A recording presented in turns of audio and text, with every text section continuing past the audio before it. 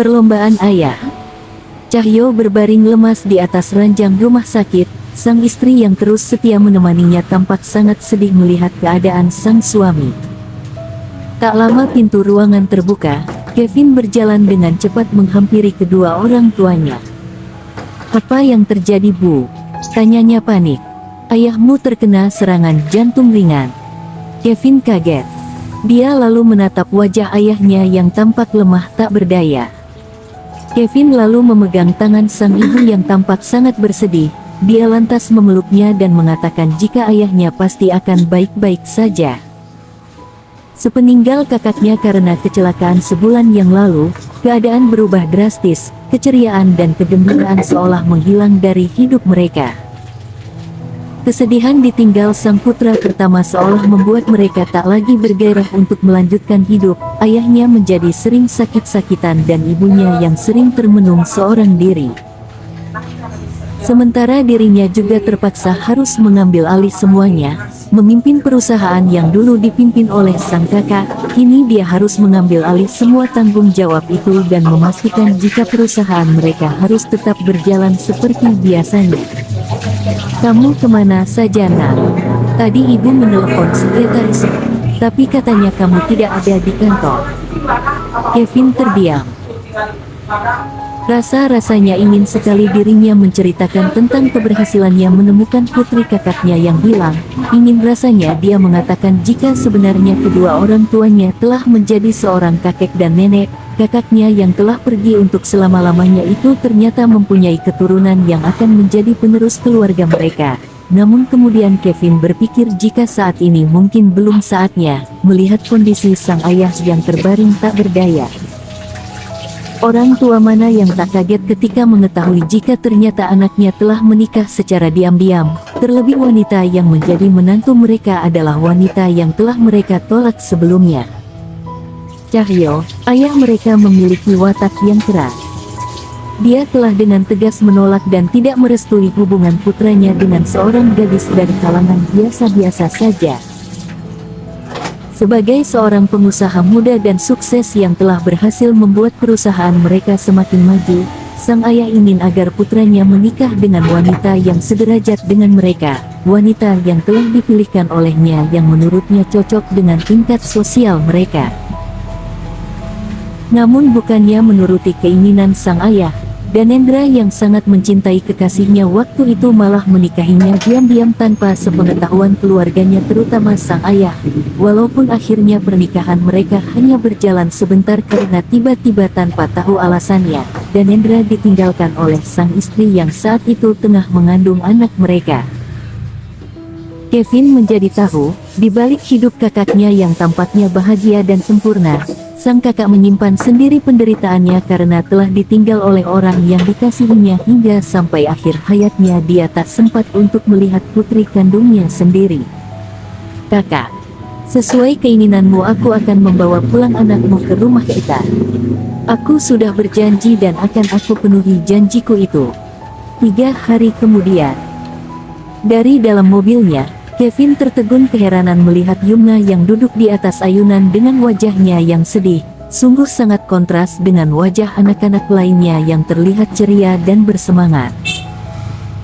Dia segera turun dari mobil, melihat mimik wajah keponakannya yang seperti itu membuatnya penasaran. Namun kemudian dia menyadari sesuatu, hari ini Tika tampak lebih ramai dari biasanya. Banyak mobil-mobil yang terparkir juga para orang tua murid yang datang. Kevin memanfaatkan situasi ramai itu untuk mencoba mendekati taman bermain. Dia ingin melihat sang keponakan dari dekat untuk pertama kalinya. Akhirnya dia sampai di hadapan Yumna yang termenung sendirian di ayunan, masih dengan mimik wajah sedihnya.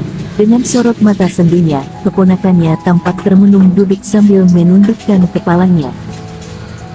Kevin memberanikan diri untuk menghampiri Yumna lebih dekat. Dengan ragu berjongkok di hadapan sang keponakan, dengan sorot mata haru, Kevin menatap wajah Yumna yang keheranan melihatnya. "Hai." Kevin tersenyum. Yumna menatap Kevin dengan polos. "Om siapa?" Kevin terus tersenyum. "Nama kamu Yumna kan?" Yumna mengangguk. "Om culik dia." Tanyanya lagi masih dengan mimik wajah polosnya. Kevin menahan tawanya. Bukan. Om bukan culik, om orang baik kok. Tiba-tiba terdengar pengumuman jika perlombaan akan dimulai. Semua orang tua murid dan anaknya diharuskan untuk bersiap. Mendengar pengumuman itu, raut wajah Yumna kembali terlihat sedih. Membuat Kevin akhirnya tahu alasan keponakannya bersedih sedari tadi. Dia melihat sekeliling, para anak bersama orang tua mereka tengah bersiap untuk mengikuti perlombaan. Apa kamu mau ikut lomba? Yumna menunduk semakin sedih sambil mengangguk. Tapi Yumna tidak punya ayah. Kevin tersenyum getir. Dia langsung mengingat sang kakak yang telah tiada. Apa yang dikatakan keponakannya ini memang benar, dia sudah tidak mempunyai ayah karena ayahnya memang sudah pergi untuk selama-lamanya. Bagaimana kalau Yumna ikut lomba sama Om saja? Yumna melihat Kevin. Tidak mau. Om bukan ayahnya aku. Kevin terdiam sejenak. Bagaimana kalau Yumna anggap Om ini adalah ayahnya Yumna? Yumna nampak berpikir. Apakah Om ini ayah yang dikirim oleh Allah untuk aku karena aku selalu berdoa meminta ayah? Yumna seketika ingat semua doa-doanya selama ini. Kevin langsung mengangguk sambil menahan haru, tak menyangka jika selama ini ternyata keponakannya sangat menginginkan sosok seorang ayah. Mata keponakannya berbinar seketika. Raut wajahnya berubah drastis menjadi sangat senang. Tiba-tiba Yumna berdiri dan menarik tangan Kevin, dengan cepat mengajaknya untuk berjalan mendekati arena perlombaan. Yumna terus menarik tangan Kevin dan memberitahu teman-temannya jika itu adalah ayahnya. Tingkah Yumna langsung menjadi perhatian banyak orang. Selain karena mereka kaget mendengar Yumna yang tiba-tiba mempunyai ayah, tentu saja juga karena sosok Kevin yang menjadi ayahnya. Dengan setelan jas mewah dan elegan, membalut tubuhnya yang tinggi lagi tegap, tampak berdiri dengan gagah dan menyempurnakan wajah tampannya yang mempesona hampir semua wanita di sana. Seperti yang lainnya, Naya sang ibunda yang sedari tadi sibuk menjadi panitia lomba juga kaget tak kepalang melihat putrinya bersama seorang pria. Dia langsung menghampiri sang putri dengan setengah berlari. Yumna. Naya mencoba menghentikan Yumna yang terus berjingkrak-jingkrak kegirangan. Bunda. Kenapa Bunda tidak bilang kalau hari ini ayah Yumna akan datang? Naya langsung menarik Yumna ke arahnya. Sayang. Tidak boleh seperti itu, dia bukan ayah kamu. Naya berjongkok mendekati telinga Yumna, berbicara dengan sedikit pelan sambil melihat Kevin dengan sungkan.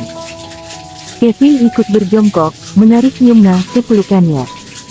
Ayo sayang kita mulai perlombaannya, ucapnya tak menghiraukan Naya yang keheranan.